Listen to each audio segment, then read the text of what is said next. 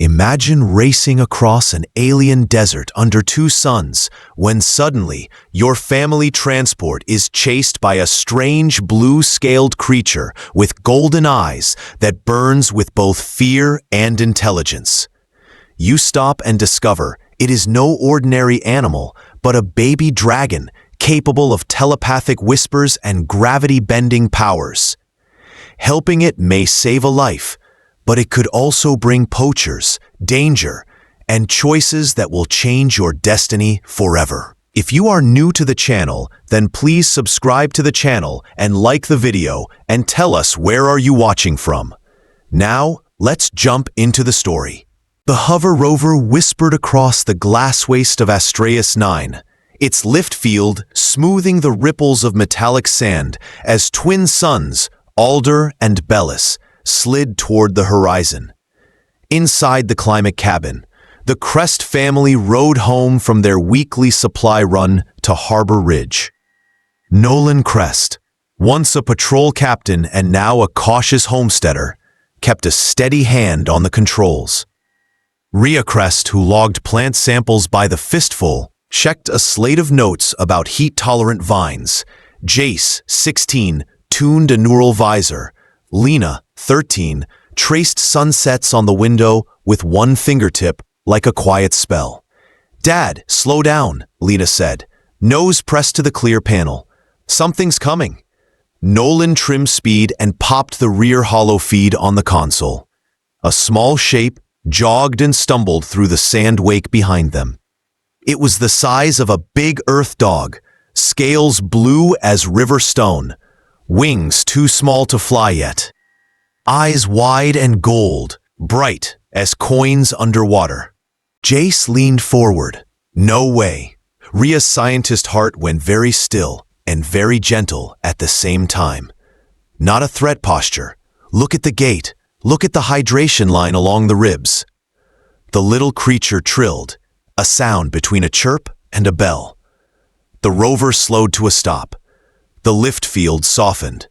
Wind brushed the hull like soft paper. Rhea opened the side hatch before Nolan finished saying her name. "We should assess first," Nolan warned, already unstrapping. "Unknown biology, unknown contact risk." "And a very known sign of thirst," Rhea answered, voice low, kind, and sure. "Lena, water canister. Jace, protein tabs. Please." They stepped into desert air that smelled faintly of iron. The blue creature wobbled, then curled down on the sand, sides shivering. Up close, the scales looked like tiny windows that caught the last light and painted her hands in soft blue. Rhea poured water into her palm and offered it. The creature sniffed, then drank in small, careful S. The family's wrist translators hummed, searching for a pattern. Then the single thought arrived, soft as a feather, yet bright as lightning. Lost. Lena gasped and covered her mouth. Jace blinked hard. Nolan's jaw tightened like it did when he was thinking fast. Rhea kept her voice gentle inside her head. "Can you hear me, little one?" Another thread of mind sound came. No name. Mother gone. Bad ones came. Images pressed lightly against their minds.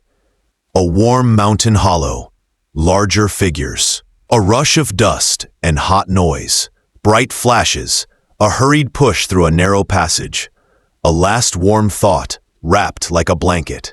Nolan looked over the desert, scanning for larger wings, for dust trails, for threat. "Poachers," he said, not angry, not loud, just certain. "I heard talk at the station. Illegal scale runs to the inner markets." The little one put a small clawed hand on Rhea's boot and rested there, as if the leather itself was a promise. Rhea lifted the creature with a careful cradle. It was warm, not too heavy, and trembled with exhaustion. "Temporary care," Nolan said on reflex, already moving to help. "We notify patrol, we document, we do it right." "Of course," Rhea said, stepping toward the rover with the tiny blue bundle. "And we don't leave a child in the sand." Lena made a nest from emergency blankets. Jace set a small heat lamp near the nest and cut the protein tabs into soft pieces. The creature sniffed the food synthesizer when they reached home, head tilted like a question. The translator tried again, caught a whisper, and rendered an uncertain sentence. "Your cave makes food from air?" Lena laughed, bright and kind. "Not magic, little one, just science with extra buttons." "We shouldn't name it," Nolan said, watching the eyes half close in relief. "Names make things harder." Lena smiled anyway, soft as starlight. "What about Cerule?" The gold eyes opened, and a small wave of warmth moved through the room like a sigh. The translator did its best. "Cerule is a soft sound. I like soft." Alder Pritch, their neighbor, rolled by in his old transport as Nolan closed the garage doors. He paused, eyes big as dinner plates, at the sight of blue scales inside. "Careful, friends," he said. "Patrol has rules, and gossip runs faster than wind." "Cerule is a rescue," Rhea said. "We will follow every rule."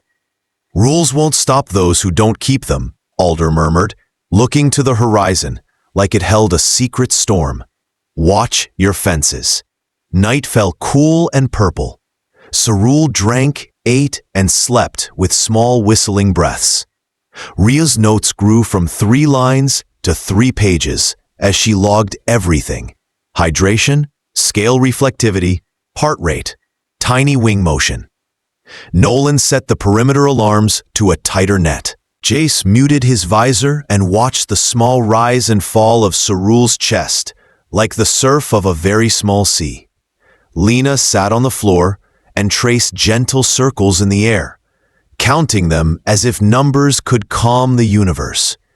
Through the quiet came a single thread of thought, sleepy and grateful. Safe. And with that one word, the first hinge of their life turned.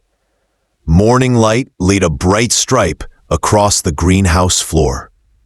Rhea moved among leaf trays while Cerule padded behind like a curious shadow, nose flicking to taste the humid air. When Rhea held up a red-veined sprout, Cerule's scales answered with a soft pulse of blue, as if color itself was a language. In the kitchen, the food synthesizer hummed. Cerule watched the plate appear, eyes wide, then turned to Lena with a thought that made them all smile. "Your metal box sings and gives bread. This is very good singing." "Not a god box," Jace said, dropping onto a stool. "Just a hungry box with good manners." Nolan added house rules in his steady voice. No open flames near curious tales, no unsupervised roof climbing, and no wandering beyond the fence without a family member. He offered a small smile to ease the list. "Rules are how we keep soft things safe." Cerule blinked, then pressed a small hand to his chest in a gesture they hadn't seen before. The translator tried and stumbled, then found a path. "I keep you safe too." Alder Pritch stopped by with a crate of spare filters and a caution about tracks near the West Ridge. He lingered at the door, hat in hand, trying not to stare in delight. "Never thought I'd see a dragon blink at a toaster," he said, voice warm. "I'll bring you extra mesh for the far fence." In the yard that afternoon, Jace practiced hoverboard jumps for a live feed with friends. The wind picked up and threw him off balance, sending him arcing toward the greenhouse dew. Lena shouted. Rhea dropped her slate. Nolan moved without thinking, but he would never have reached the angle in time. Cerule stood very still. The blue along his spine brightened like a string of lanterns. Air felt thick for a heartbeat, then soft and kind. Jace's board slowed as if a gentle hand held it. He drifted down like a leaf and stood blinking, both feet steady on the sand. "Okay," Jace whispered, hands shaking with relief. That just happened. Rhea was already scanning softly. Localized gravity modulation, she breathed, eyes wet with awe.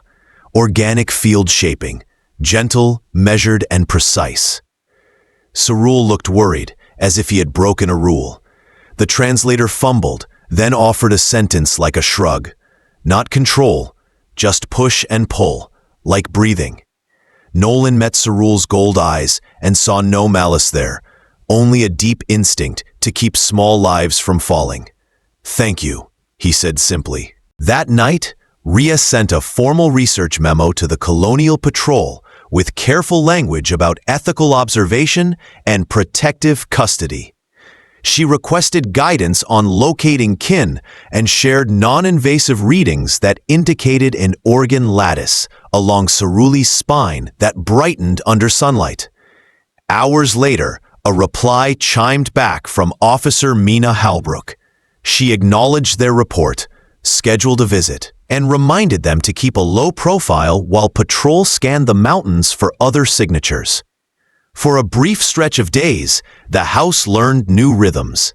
Cerule loved warm stone naps, greenhouse tours, and Lena's silly jokes.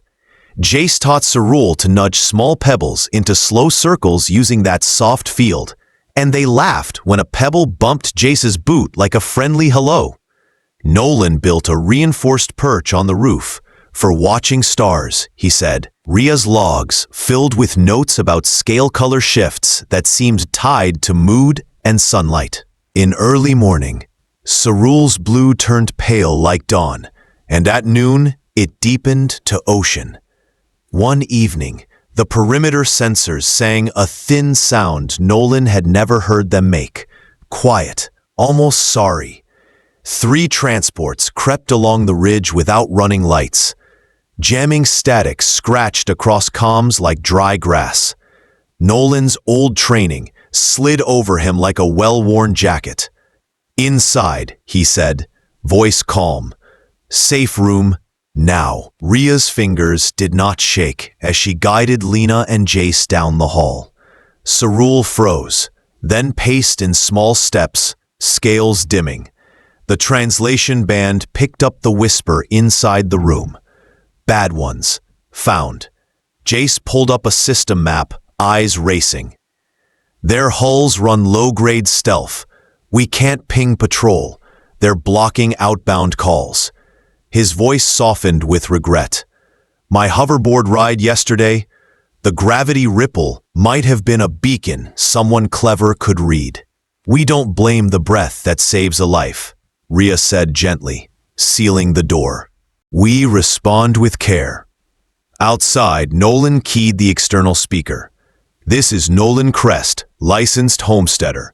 You're trespassing. State your purpose." A voice came back, dry and smooth. "You have something that belongs to the market." Nolan's reply was steady. "We have a rescue protected by reporting law. Leave now. Patrol will be notified." "Patrol won't hear you," the voice said, with a smile inside the words. "Open your door, and we finish this kindly." In the safe room, Cerule pressed a small hand to the wall. Light flickered along his spine. The translator caught a trembling thought. "I brought danger. I should go." Lena knelt and put her forehead to Cerule's, a gesture she did when words felt too small. "Family means we stay." Rhea checked the emergency kit, set a plasma cutter near the hatch, and looked at her children. "We breathe, we think, we keep each other close." The raiders took positions behind their transports, moving in a slow, practiced line.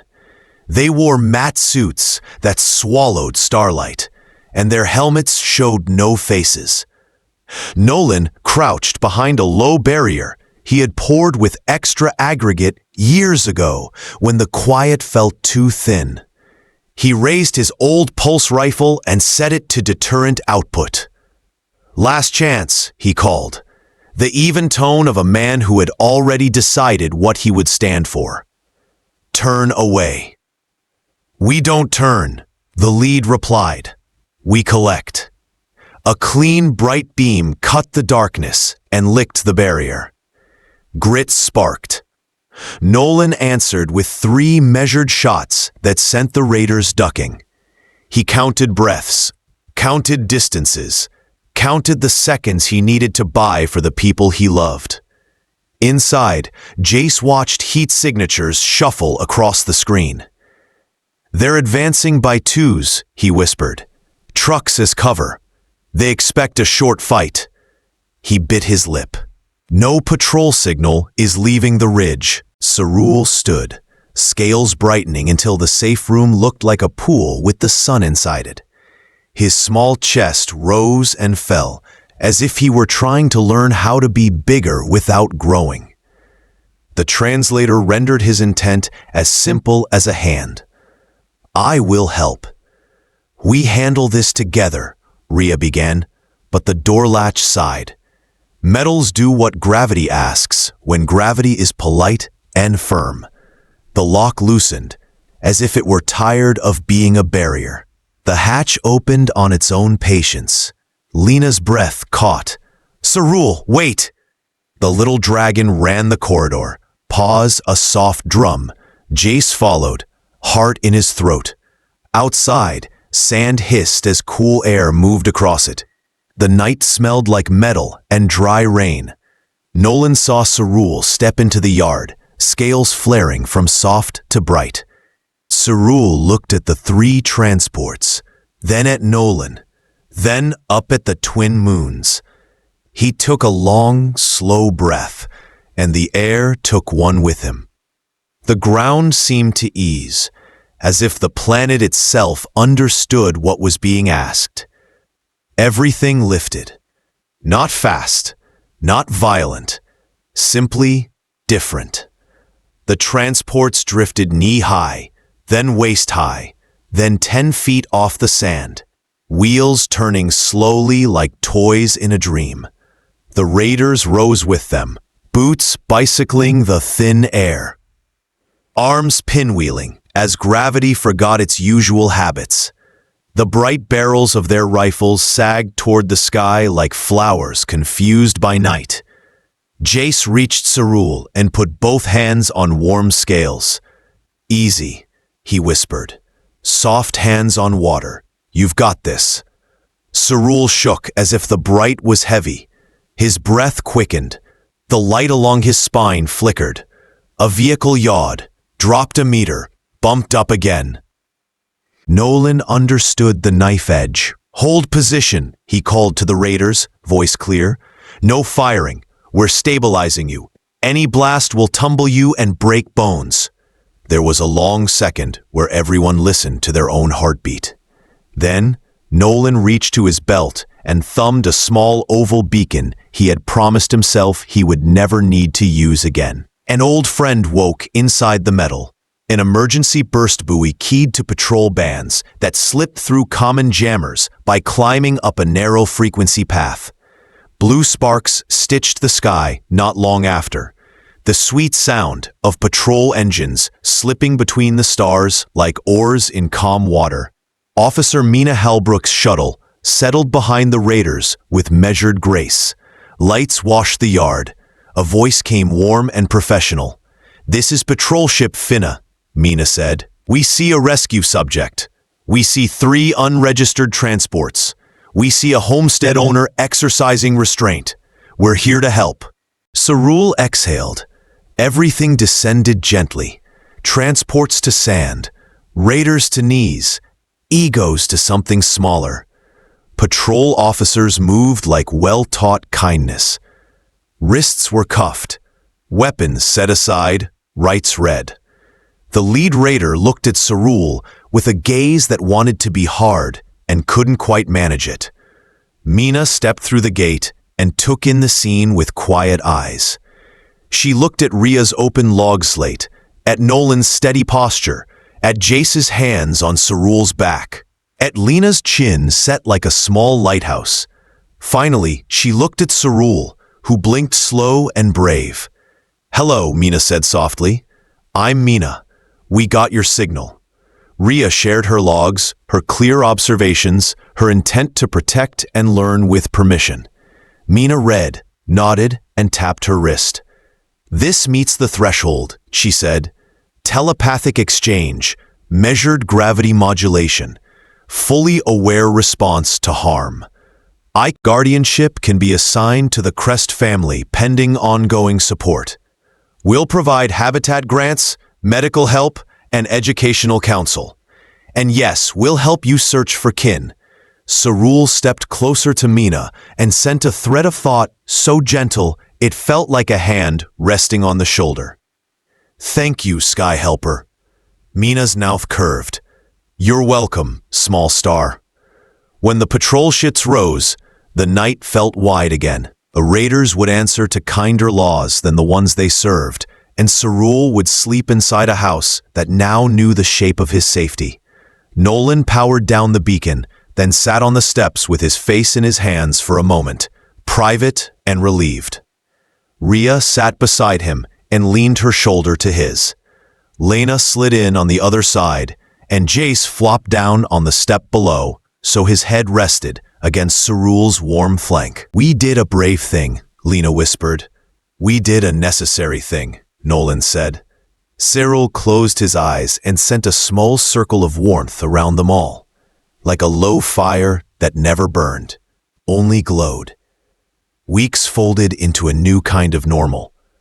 Patrol teams scanned the mountains and found signs of elders. Wing marks in dust, warm hollows, polished stone. One afternoon, 3 great shapes appeared over the ridge, wings long as sails. They glided down to the yard with a hush like a cathedral.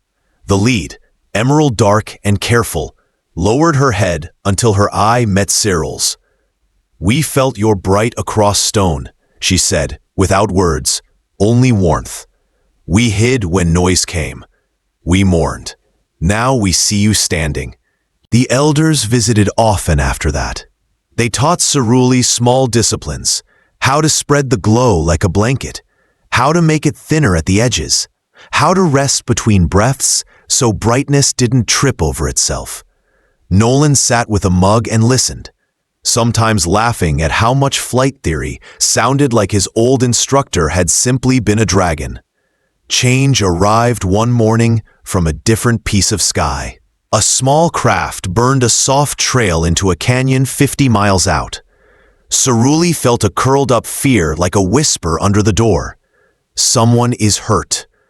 He cut an arc across the sand that painted a long blue shadow and found a strange, gentle being inside the wreck, its fur running through colors like a living sunrise. Its eyes were violet and kind. The mind voice that reached for Cerule sounded like Cerule carried the being home in a cradle of soft pull and push. Rhea scanned. Jace fetched tools. Lena warmed broth. Nolan called Mina. Language blossomed from light. The visitor called itself Glimmer, a chromalin from a far canyon of the universe, where a different night hung above different seas. Glimmer's people used color to speak, light to remember, and stories to heal. They had fled hunters who fed on fear, and Glimmer had been sent to find a place where strangers might be welcomed as neighbors. You found it, Lena whispered, stroking the air near Glimmer's cheek without touching. Your home.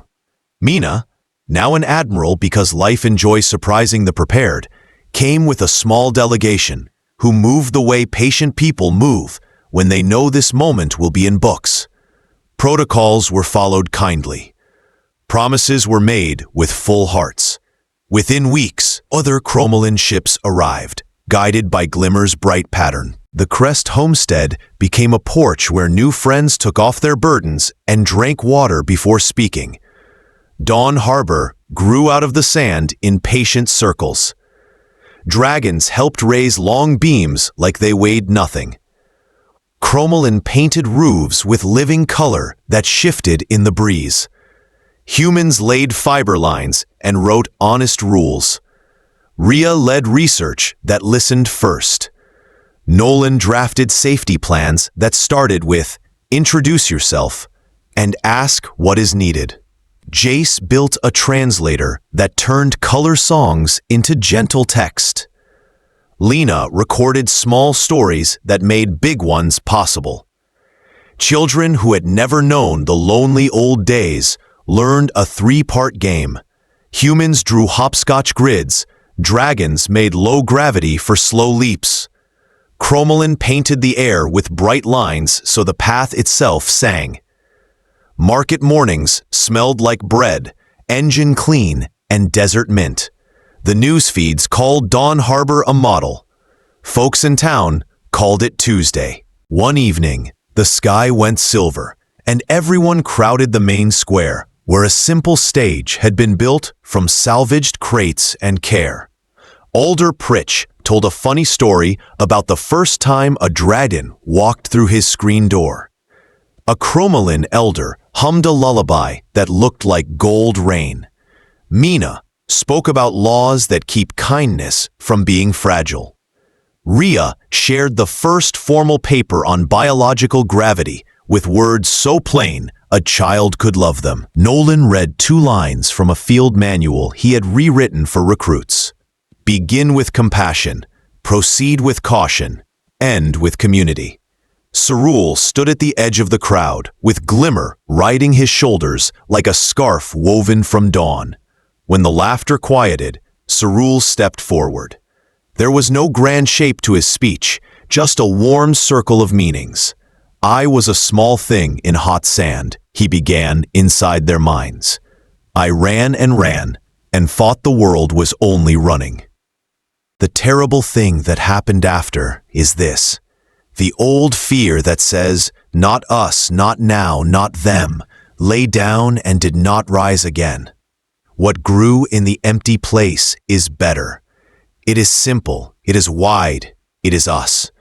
Glimmer's fur shifted to a calm spiral the children had started copying in chalk on every path. The translator offered a quiet echo. Where fear once lived, neighbors moved in. The crowd didn't cheer at first. They breathed together, like a house that has learned to match the hearts inside it. Then the sound came, soft and full, like bread breaking. That night, the moons painted 3 shadows on the sand. One human tall and steady, one dragon broad and bright, one Cromolyn small and gleaming. The rumor traveled the way good news does, by hand, by hope, by a willingness to imagine that we can be more together than we were alone. And if you stood at the fence and listened very closely, you could hear the future practicing its new favorite word, a word that used to be hard and now rolled off every tongue like a simple greeting. Family.